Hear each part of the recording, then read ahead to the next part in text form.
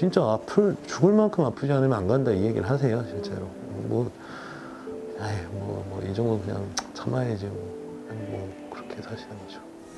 그렇게 될 수밖에 없죠. 제도 설계가 그렇게 돼 있으니까요. 저 같았어도 그렇게 했을 것 같아요.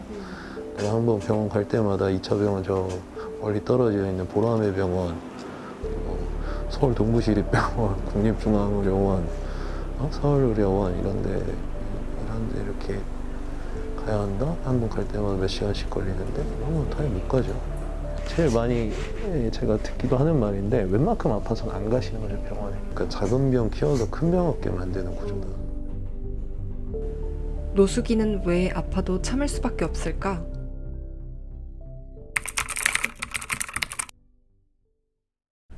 노숙인이 아파도 병원에 가기 어렵게 만드는 배경에는 바로 노숙인 진료시설 지정제도가 있습니다.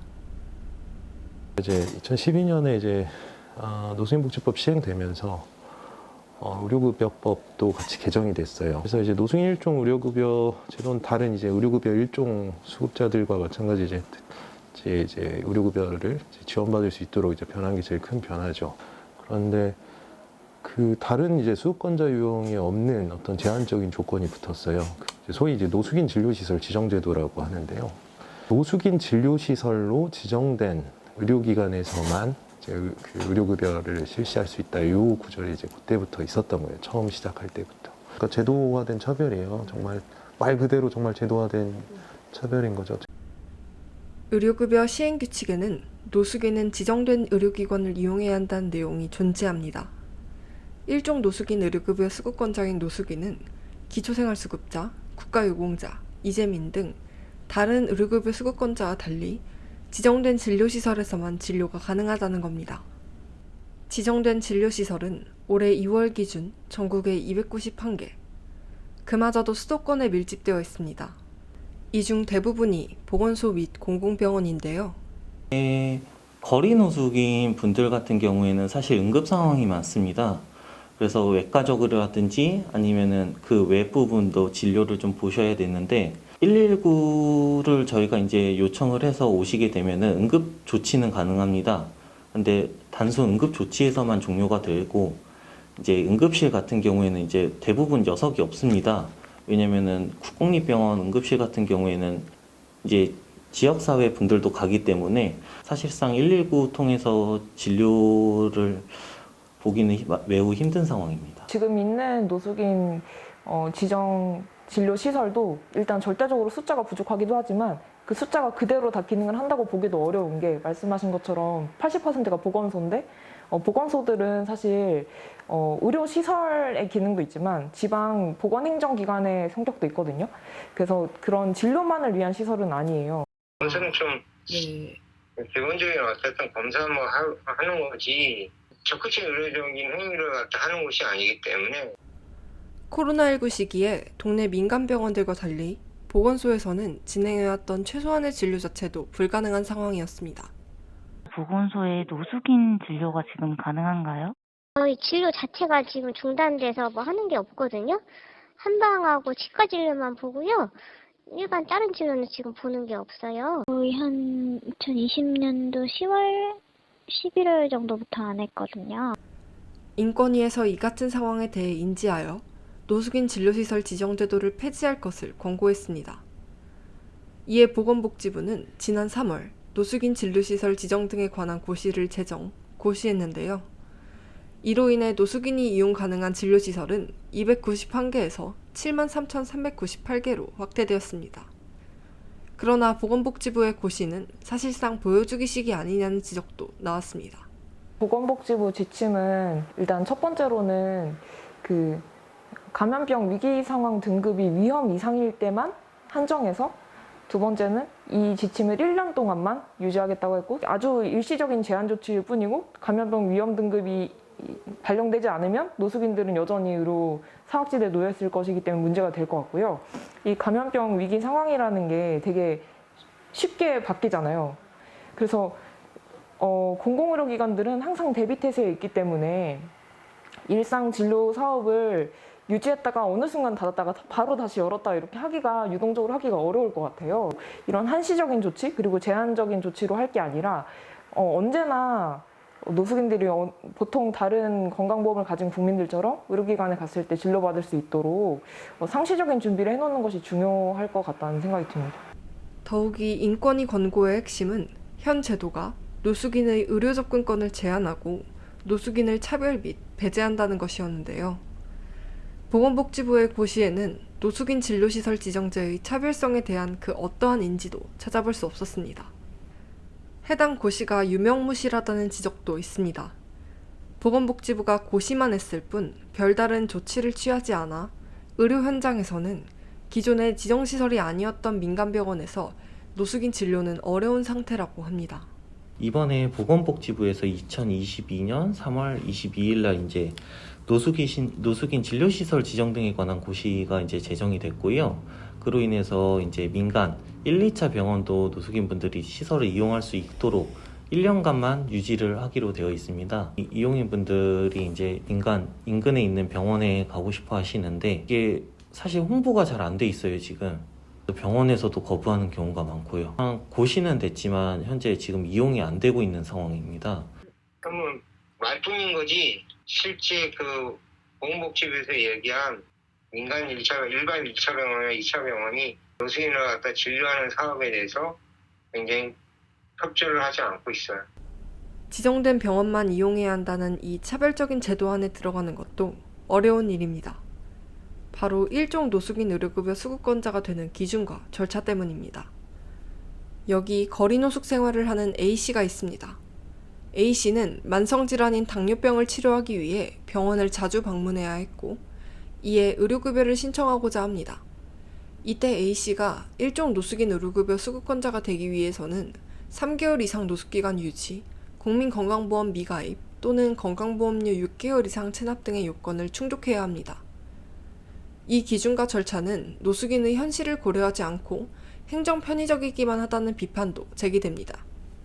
노숙인들이 계속 노숙을 하는 분들도 계시지만 보통 그런 쪽방이나 아니면 PC방이나 이런 주거시설이라고 보기 어려운 곳들을 전전하면서 중간중간에 거리에서 지내시기도 하고 그런 경우들이 많아요. 그리고 한 지역에서 오래 생활하시기보다는 좀 이동하면서 생활하시는 경우가 많고 그래서 그렇게 어떤 정착된 곳에서 시설이라고 할 수 있는 곳에서 확인된 노숙인이 3개월을 충족시키기가 생각보다 어렵다는 점이 한 가지가 있을 수 있을 것 같고요. 제가 만난 사례 중에는 가족과 연이 끊어진 상태로 가출을 하셔서 거리 노숙 생활을 하고 계신데 가족 중에 자녀분들이 직장 가입자여서 이렇게 가족 부양자로 내가 알고 보니까 건강보험 자격이 있었던 거죠.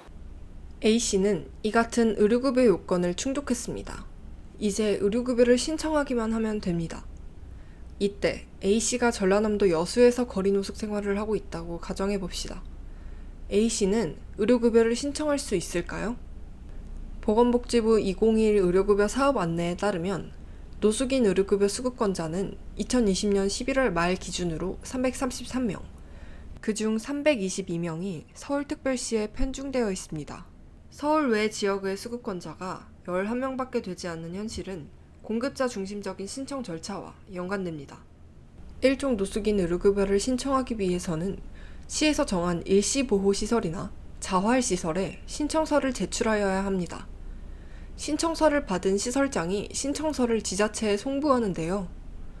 이 같은 시설 중심성이 비서울권 노숙인들을 의료급여 체계에서 배제하고 있습니다.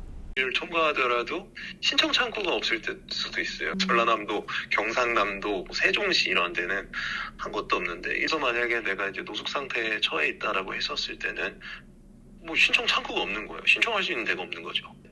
사실 그런 지역에서 이제 거리 노숙을 할 때는 수급자가 되고 싶어도 될 수가 없는 거죠. 왜 서울에 그런 99% 전체 수급자의 99%가 서울에 이렇게 있느냐라고 했을 땐 사실은 그거밖에 설명이 안 되는 거죠. A씨가 여수에서부터 시설이 있는 광주까지 가서 의료급여 신청을 성공했어도 끝난 게 아닙니다. 매주 한 번씩 노숙인 종합지원센터 장과 상담을 받지 않으면 의료급여가 중단됩니다. 보도자료에 이제 그 내용이 이제 처음 들어간 거예요. 그러니까 거리 노숙인의 경우엔 종합지원센터의 장이 일주일마다 이제 상담을 받아야 한다. 그리고 그 범위에서 벗어나면 급여 중지한다. 그 전보다 사실 퇴보한 거죠. 오히려 더, 그러니까 마치 이제 뭔가 되게 생생내면서 1, 2차 의료기관 이용할 수 있다라고 하면서 사실 훨씬 더 까다롭게 만든 거죠. 진입 조건을. 시설에 입소하고 나오실 수도 있고 또 어디 지방에 내려갔다 오실 수도 있고 그러잖아요. 뭐 일을 하러 갈 수도 있고. 근데 그분들이 오지 않으면 중단이 되는데 그분들한테 연락할 수 있는 방법이 우리가 직접 찾으러 다니는 것밖에 없어요. 굉장히 어렵죠.